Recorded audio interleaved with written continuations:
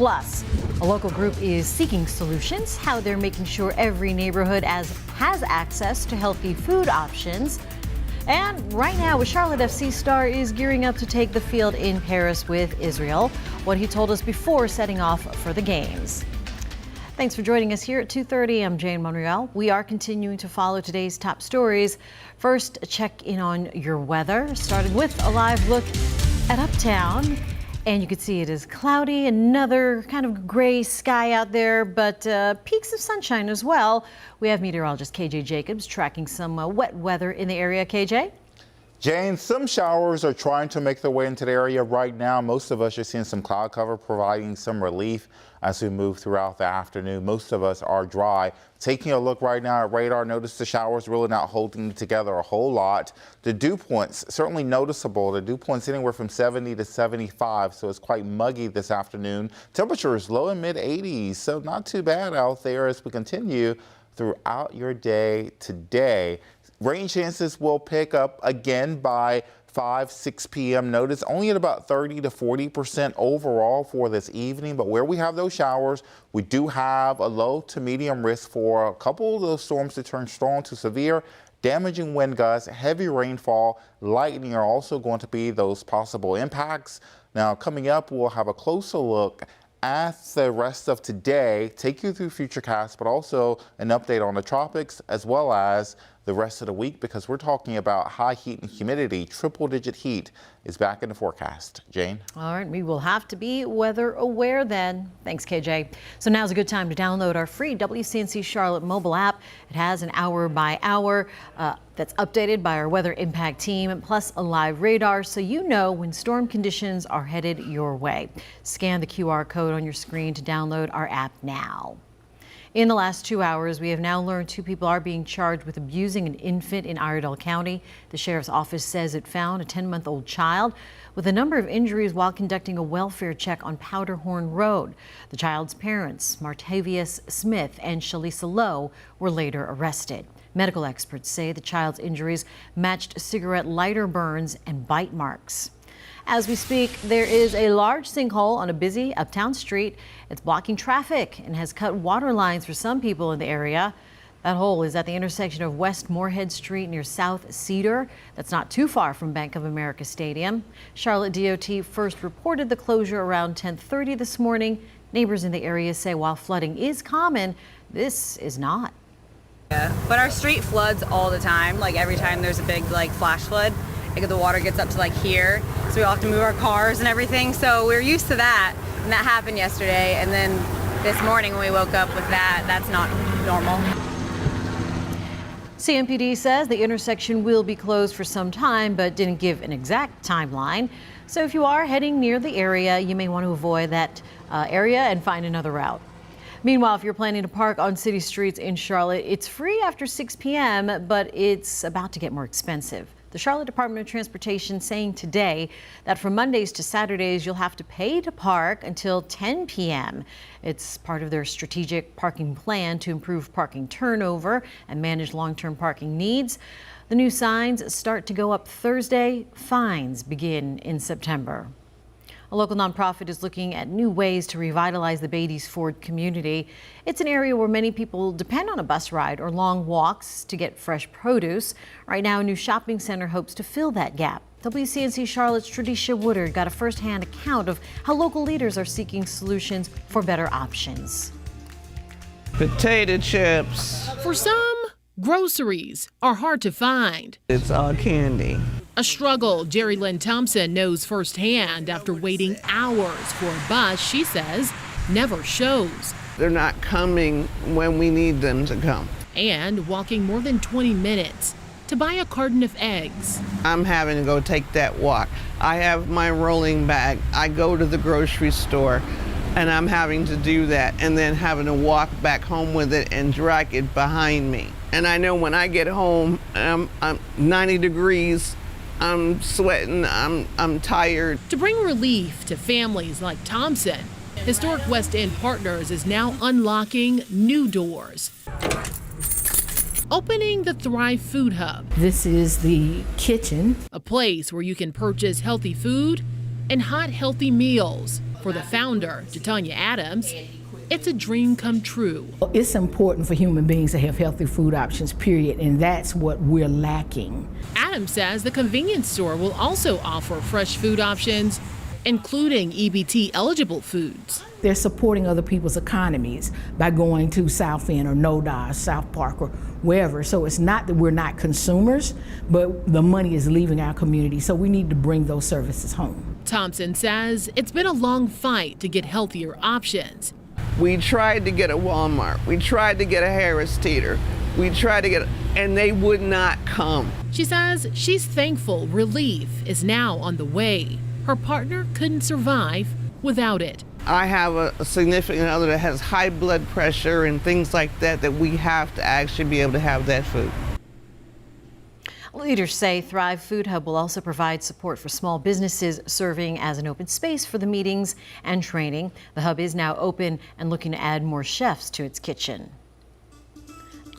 Topping today's money headlines, Delta Airlines is now reportedly seeking compensation from CrowdStrike and Microsoft for the recent global tech outage. According to CNBC, Delta hired a high-profile lawyer to argue its case. Delta has canceled more than 6,000 flights since the outage earlier this month, costing an estimated $350 to $500 million. Meanwhile, Connecticut Senator Richard Blumenthal now calling on major airlines to do the right thing after the outage. He's pushing for refunds for all canceled flights. NBC's Linda Baquero has more. About 5,000 flights were canceled as a result of that software outage blamed on cybersecurity firm CrowdStrike. Paul Tavolacci knows it all too well. Lots of friends were traveling this time of the year to go on vacation, so it affected a few friends that I know. Now, Connecticut Senator Richard Blumenthal says airlines aren't doing the right thing. Reports are that some of the airlines are refusing or delaying refunds or payment of expenses when they have a duty to do it automatically in cash, no questions asked. About a month ago, the U.S. Department of Transportation issued new rules that airlines must follow regarding when refunds should be issued and how. If the airline cancels the flight, they must automatically issue refunds to the method of payment used, a rule welcomed by many consumers. Airline travelers ought to know that they should make these claims, and they should let us know if those claims are denied, because it is the law. We reached out to Delta, which Senator Blumenthal says is responsible for nearly half of the CrowdStrike cancellations. They say customers on canceled flights will get an automatic refund for the unflown portion of their trip, and those who chose not to travel between July 19 and yesterday are also entitled to a refund. Delta says it expanded expenses eligible for reimbursement, including tickets bought for other airlines, trains or buses, and rental cars or ride shares. Airlines for America, a trade group representing airlines, says the global outage was not within airline control and that its focus will remain on customers. Today, the U.S. Consumer Product Safety Commission agreed that Amazon is responsible for any defective goods sold in its online marketplace. Amazon had previously argued it was just a middleman between third-party sellers and shoppers. The agency now requiring the retail giant to offer shoppers refunds or replacements for impacted products. Amazon must also create a plan to notify shoppers about recalled items. Turning now to your forecast. Scattered storms may impact your afternoon plans, right, KJ?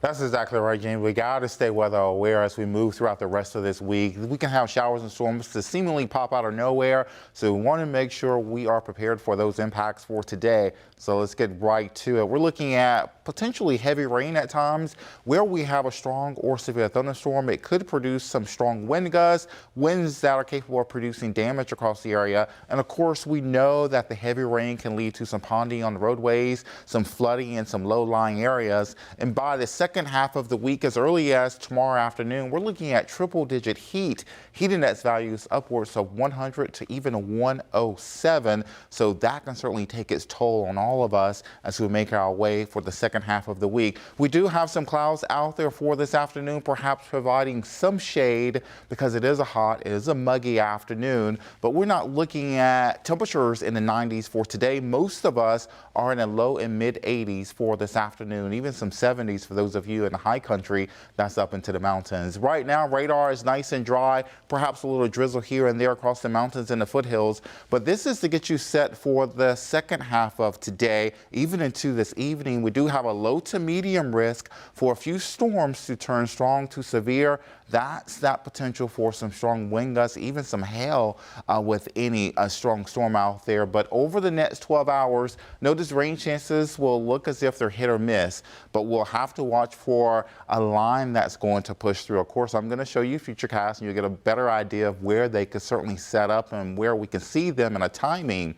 But notice rain chances overall in the grand scheme of things will be anywhere from 30 to 40%, but where that heavy shower sets up, those chances are going to shoot up. By 2 p.m., as we're in that hour right now through 3 o'clock, 4 and 5, most of us will be dry. Can't rule out an isolated shower or storm through the 5 o'clock hour.